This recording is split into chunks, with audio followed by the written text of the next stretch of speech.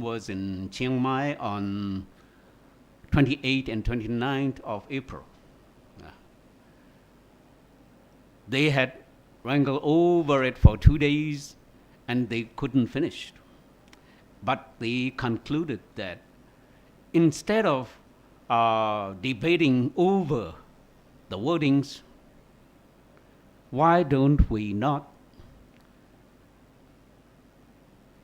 talk about concepts behind the wordings?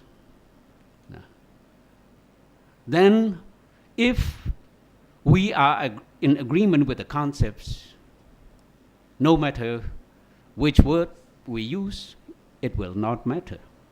No. That was what they conclude. However, on the other hand, the army has been launching a 9-division offensive against the Kachin Independence Army in northern Shan State and the Kachin State. It has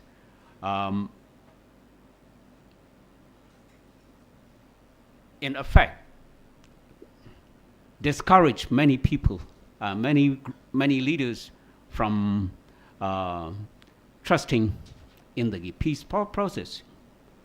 On the 30th of April, and Van La, who's the vice chairman of the KIO, and also the president of the Ethnic Alliance, United Nationalities Federal Council, UNFC, he had issued a statement that if this offensive continues, we will have to review our position about the peace process. That was what he was saying.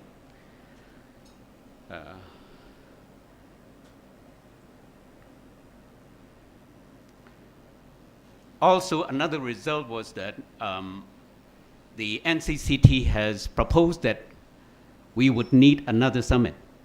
Last year, we had held a summit of all armed groups in Liza. And then in January, in Lokila, in the current area. Now we propose that we be allowed to hold another summit. They had proposed that it be held in Mongla. However, for some reasons, the Wa and Mongla groups, they refused to become the host. So the summit didn't take place. However, the next meeting between the two sides will be on the 13th and 14th of May in Myitkyina. That's between KIO and the UPWC. For that meeting, the KIO has invited top representatives of each movement to attend it. The aim is that after the meeting between the KIO and the UPWC has concluded, another meeting among the armed resistance movements will take place,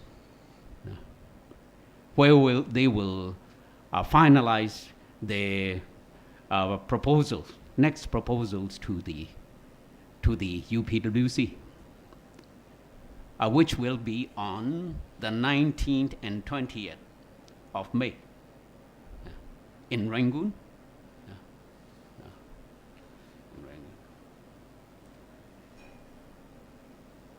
So the situation is that although this draft is 23 pages, even some Kachin leaders have said that it should be 2 pages instead of 23.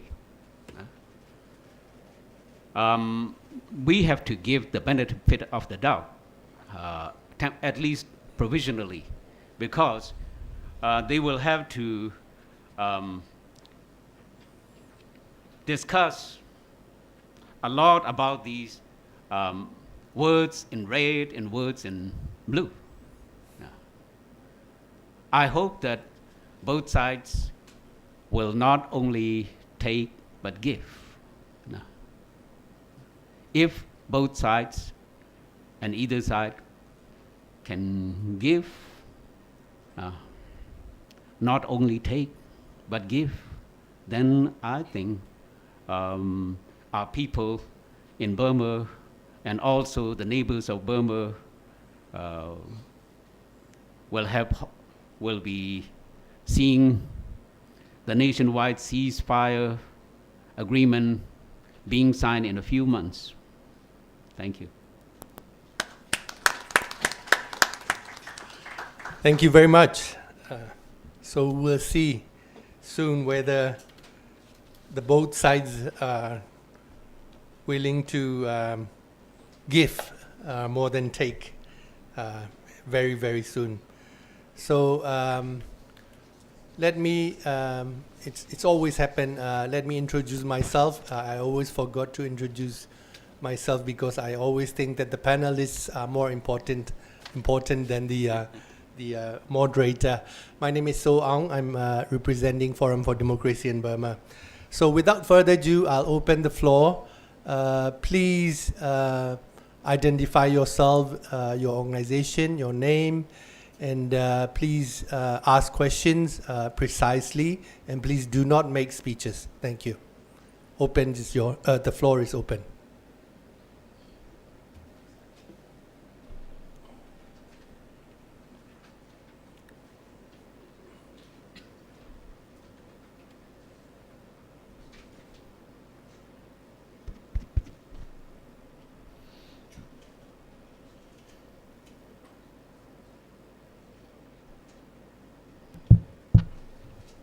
Good morning, Sawadee Khap Minglabar. Firstly, I'd just like to compliment you all and all the people who have been behind this book. It's a very valuable contribution to the helping understand what's going on in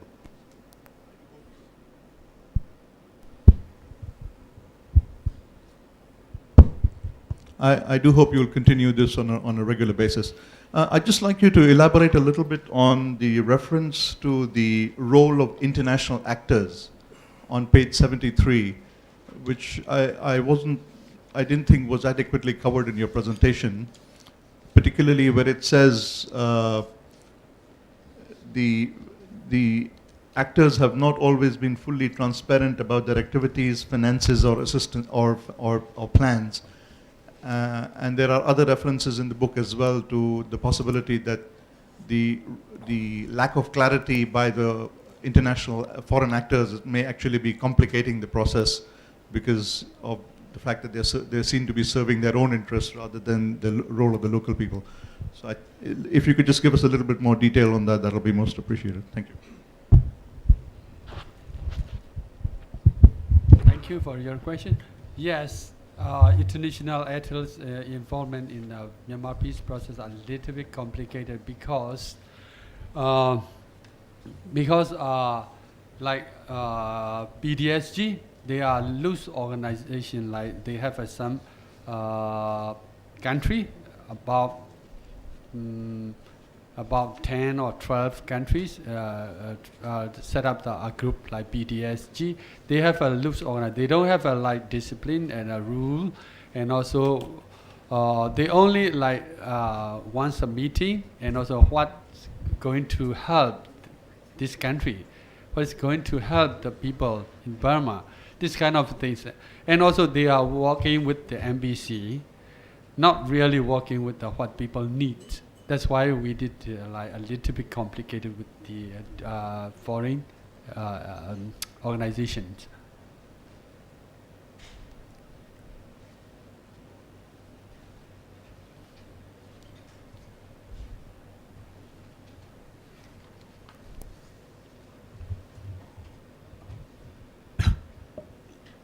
Larry Jagan, freelance journalist. Two questions. One about civil society. There's no doubt, obviously, from Nan's presentation that civil society is extremely important in any peace process, particularly the one that's currently underway in Burma.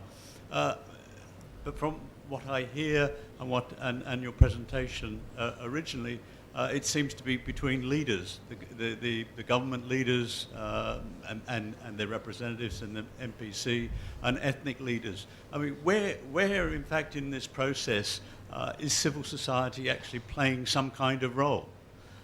And secondly, for Kunsai,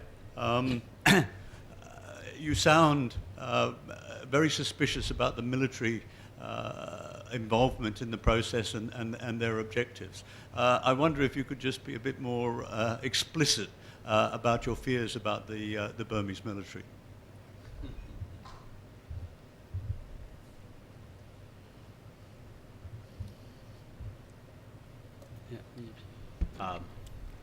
With the role of the civil society organizations, it has been proposed during last year's several meetings among the armed resistance movements.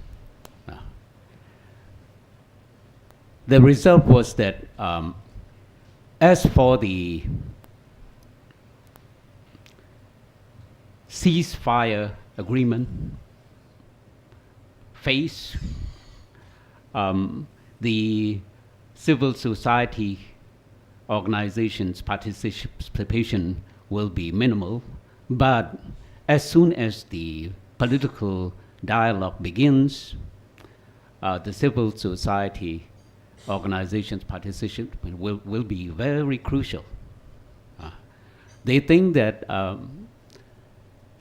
past peace efforts have failed because it was always between the resistance and the government. Nobody else was involved. But now we need to have the people become active in the peace process. And for the people to become active, we need the CBOs, CSOs.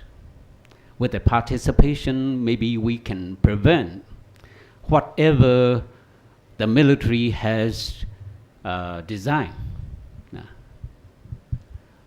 I don't think I have any fears against the military, although I've been going in and out. The one who should really fear, I think, are those who have set up offices inside. Chiang Mai is now a deserted city. You know that? Until last year, it was crowded with several activist groups. But now, when you are holding a workshop, I think you can find very few people attending it. That means that many people, many activists are going in despite the fears against the military. They should be encouraged, I think. Though I don't know whether I've answered your question.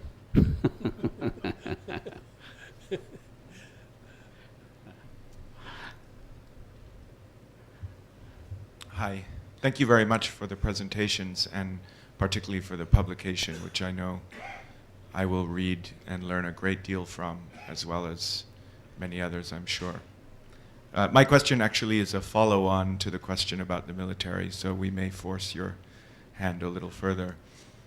In the presentation and in the comments, there's a paradox in that all of these various steps have been taken in the peace process, yet between 2012 and 2013, the number of clashes increase, the number of military engagements, etc. That may not be as much of a paradox, but as it seems, but I'm interested in your explanations or your guesses about what drives this relationship. It could be perhaps that, as in many peace processes, there's fighting while talking, and the sides, maybe the military in particular, seek to strengthen their position before negotiating specifically issues like DDR. In those kinds of issues, increased position, improved strategic positioning could be crucial. Or there could be a situation in which the military, quite apart from the government's position, is trying to undermine the ongoing peace process, or to try to divide some of the groups which the government is negotiating with. There may be other explanations, and I'm wondering what you think may be behind this seeming paradox of both increased militarization of the conflict, just as the peace process seems to get some momentum. Thank you. Could you please introduce yourself, please? Sorry, my name is Hamish Nixon. I'm a researcher working on decentralization issues in Myanmar. Thank you. To answer your question, my people at the Peace Pidongsu Institute, there have been some researchers saying that the Burmese government now is an offshoot of the Burmese military. The Burmese military has never given up their plan, their strategy to Burmanize the whole nation.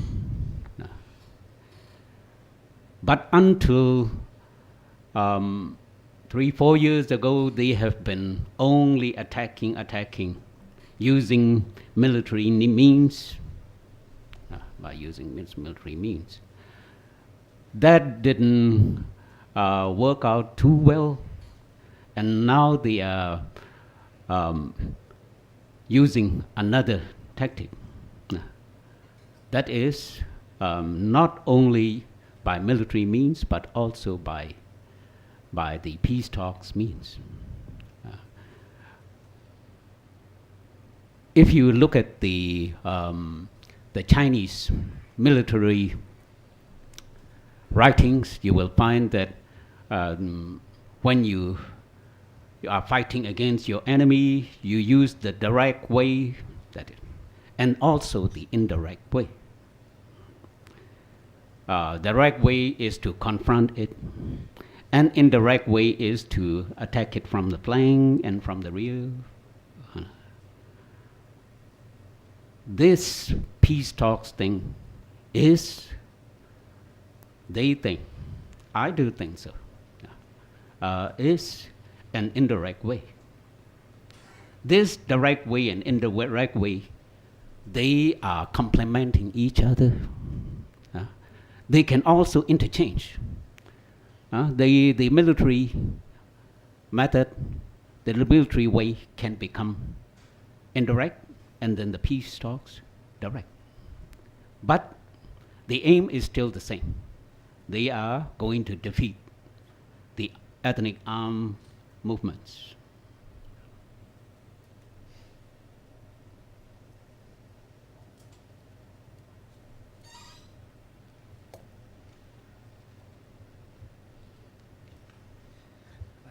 Hello, my name is Jim Pollard. I'm a journalist at The Nation.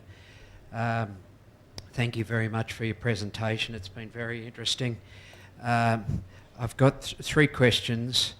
Kuan Sai's last remarks have partly answered them, but I'll just go into specifics if I may. Tony Davis, the reporter for Jane's Defence magazine, did a report that was run on Asia Times recently, in which he looked at whether the army chief, the Burmese army chief, is seriously considering attacking the Wa. I'd be interested to get a response from Kuan Sai and Sai-lek on that, if I may, just whether you think that may occur. I've had talks in recent days with the Australian defence analyst Des Ball, and Des believes that a Tatmadaw attack on the Wa would be absolutely crazy. You know, it would cost the Burmese an awful lot of troops. Anyway, I'm just keen to see whether you think that's a possibility. Question 2, the attacks, the continued fighting in Kachin State. I'd just be interested from you two again, that is Kuensai and Silek, as to what you think the motives for that are. Are they intending to deplete the Kachin, or is it related to some key developments in those areas, whether it's pipelines or dams, whatever? Question 3 is for Nan Porgay. Just in regard to Karen State, I just wonder if you can tell me how many areas in Karen State have seen fighting over the past year. Thank you very much.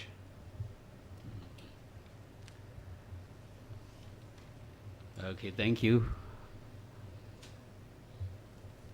As for the anticipated offensive against the war, as written by Tony Davis and also by Bertil Lintner, I wouldn't say it is impossible, because we know that they had a big confrontation last year. It is reported in this guidebook, I think. And many Burmese commanders, they really hate the war. They want to fight. However, at the same time, cooler heads, maybe you can call them, they say that with the war, let others deal with him. The war has been for a long time, been at odds with Khunsa, and then later his successor, Yotsu, let Yotsu deal with him, with the war. Let Yotsu deal with the war. They have been trying to create a lot of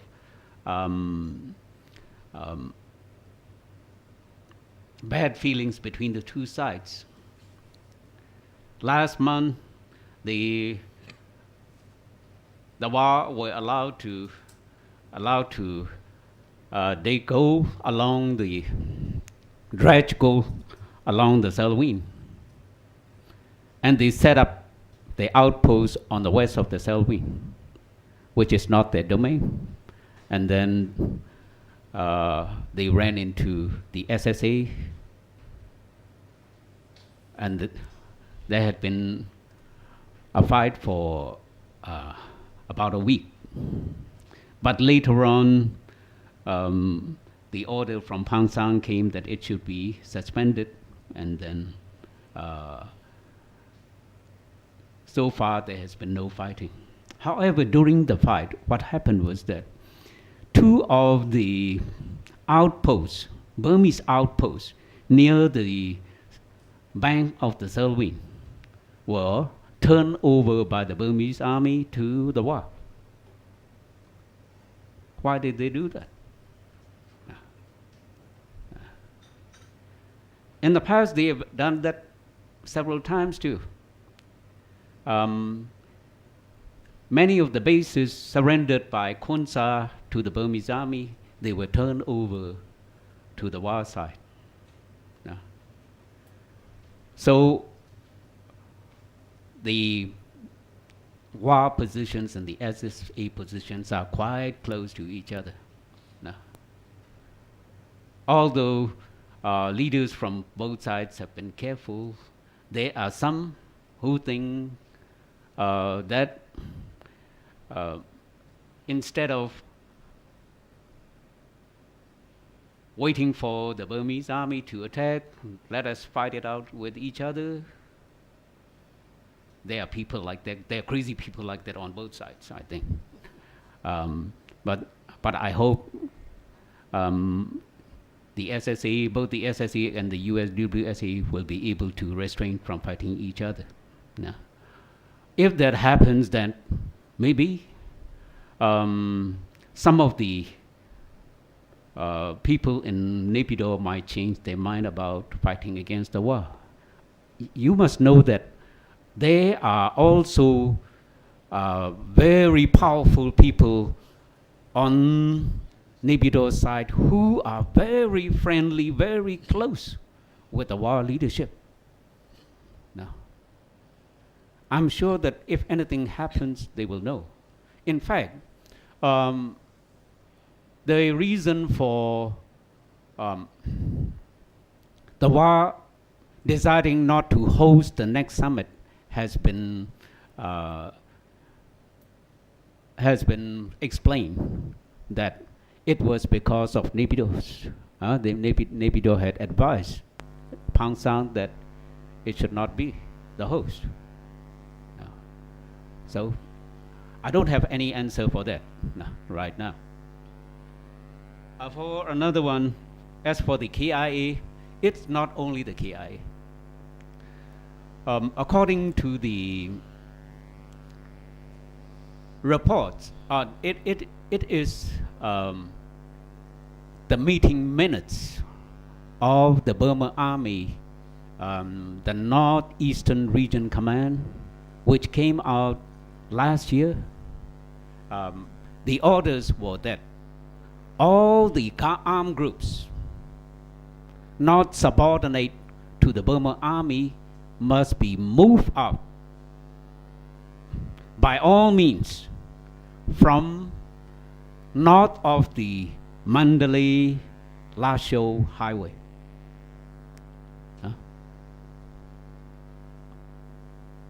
Probably because of the pipelines, and probably because of the pressure from China.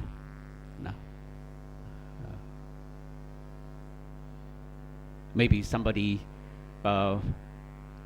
with an inside track in Naypyidaw can answer more correctly, but this is what I know.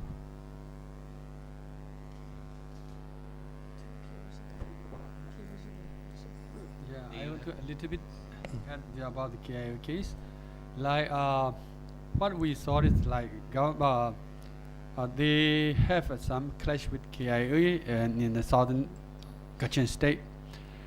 According to General Gomor, he's saying like this: government want to give a pressure, and also they want to take some strategic position, and also when they talk with they start the peace talk again, they want to give the pressure on the KIO. That is what the General Gomor said.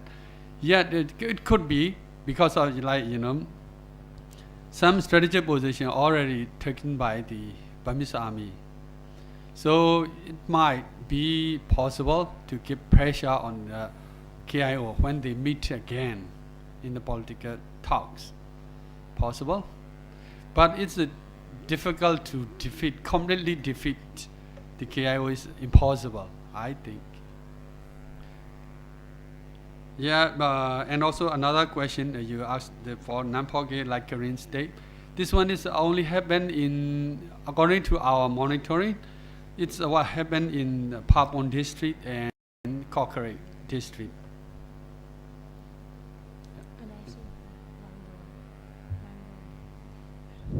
Yeah, I will add one more area. So some fighting, not too much, a few fighting in current area in 2013 is Papon, Kokore, and also Limeware. So in Papon district, there are the area of KNU Brigade 5 control area. So as we know that the KNU Brigade 5 in this ceasefire process, they don't want to go and camp between the two sides. So they would like to stay limited in this area, and they don't like the government army came to their area. So they already show to the government army, but the government soldier, they came to the village and in the control area. So that is the reasons of the fighting. And the Limeway area, DKBA and the brigade government army, and also BGF. BGF is under the government army, so DKBA is against the because of they are different commitment between BGF and DKBA, so they don't compromise and they don't understand each other yet. So there is the fight in what happening in the fighting. So we have 3 areas in current state. Thank you. And I think that the former Brigadier Commander Bo Chohe is very outspoken about the development projects taking place in Karen State. Because He's of opposing. dam project. Yeah. Yeah. So he's very outspoken and he's speaking against those affecting their own people. Yeah, I think there would be the last questions or comment. Please be brief, Maung Kyaw. Yeah, thank you very much. I am very happy that about the lecture about the peace process. My name is Maung Kyaw. Belong to the Burmese Rohingya Association in Thailand, BRAT, and also I'm a former political prisoner of conscience. I was arrested in 1974 regarding Utan uprising. Okay, and first of all, I would like to say that about the Rohingyas. This is the peace about the peace process meeting, and you are also very valuable speakers. Actually, since 2 years, June 2012, I started the genocide in my area. If compared to the whole Burma, including the Kachin state, is now very dire situation. Many people killed there, and the bombardment is there. More than 100,000, the IDPs in the Kachin state. And the last week, another 18 plus, the 10,000 IDPs, internally displaced people. With my area, Arkan, nearly 250,000 internally displaced people made by government sponsors genocide. So you are not talking about my area, the honorable speakers. I'm going to get the attention of the 3 speakers about my area, about the Rohingyas. You just mentioned only the violence area. Just Mr. Silek mentioned this. I'm very sorry for that. And do you think that without the peace in Arkan, the Rohingyas, there will be any peace, whole Burma? Can you get any peace? And also about the ceasefire agreement, you are talking about that. I don't know what is the ceasefire. I used to stay in the Manopolo, in 1990s. After that, I think 1994, there was the ceasefire agreement. First Kachin signed about this. Up to now, the ceasefire is just gambling. This is the main tool, political tool for the Burmese regime, fencing regime, and the killing the time and the killing more ethnic people, including the Kachin and the Karen and other people, and also making more IDPs and the refugees. Maybe you know that in the border area, more than 150,000 refugees in Thailand. I visited there also.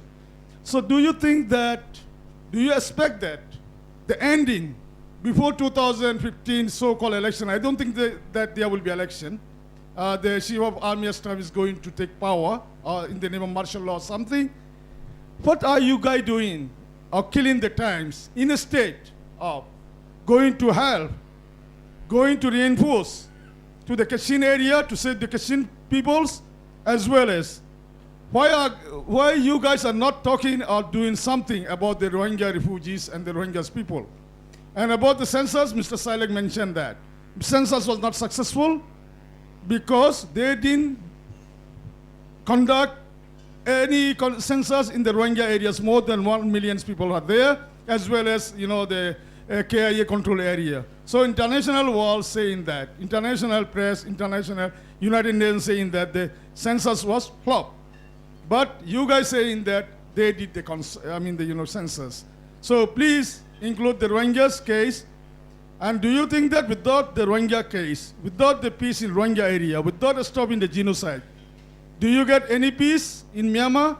And my last question ending, as a political prisoner of conscience, because I used to stay with the revolutionary people, I also used to handle also gun. I know every guy, Mr. Bomia to Branson to everybody, my respectable leaders. So do you think that if Rohingya start the revolution, take the gun like war, because we have a lot of scope, like war got from the China. We have a lot of scope from OIC, many, but we don't like to do that. So do you like, yes sir, thank you very much. If we handle the gun, you are inviting us for the peace talk, you are going to include the Rohingyas for the peace talk. What about you think about the Rohingyas without peace in the area of our Rohingyas, the Burma will be peace. Thank you very much, giving me time. Thank you. Thank you very much for your comment. I'm sure that the report has covered everything, including the Rohingya. It has also been in, if you look at the executive summary, you will find it on page 2 that the communal violence and the Rohingya issue is a really worrisome one, and that it threatens another kind of war, which will be much harder to tackle in the long run than the ethnic civil war. We have mentioned that. Although we don't have the answer, we don't have any crystal balls right now. Yeah, we don't have an actual number, but we already covered about this issue in our report. Because of this is a very important issue 1. That's why we include in this report. Already included in this report. But we can't mention the exact number because we don't know how many die or how many casualty, or I don't know. But we only counted something from the media, something like Human Rights Watch, something from the UN agency. Only we can count from that. We can't get the actual number. That's why we didn't put this one. But the issue is already there. We already mentioned this one is a very big issue. So we have to tackle, government have to take the responsibility to solve the problem, this issue. We already mentioned the issues in our report, but we don't have an actual number. If you have an actual number, please give us. Okay. All right. Thank you. Thank you very much. So if there is any final conclusion or remarks from the panelists? Yes. We already mentioned we have many issues, many challenges, many differences, and also fighting. But if we have commitment to peace, if we have a political will, I think we can get peace in the future. But I don't know when. We can get peace if we work together. And if we have a commitment to make peace, yeah, we can get peace in our country. If not, we all will be destroyed by ourselves. So we will get peace if we work together and also commitment for peace. Thank you. All right. Thank you very much for all for coming. Thank you. Thank you very much. Thank you, Guzo. Thank you.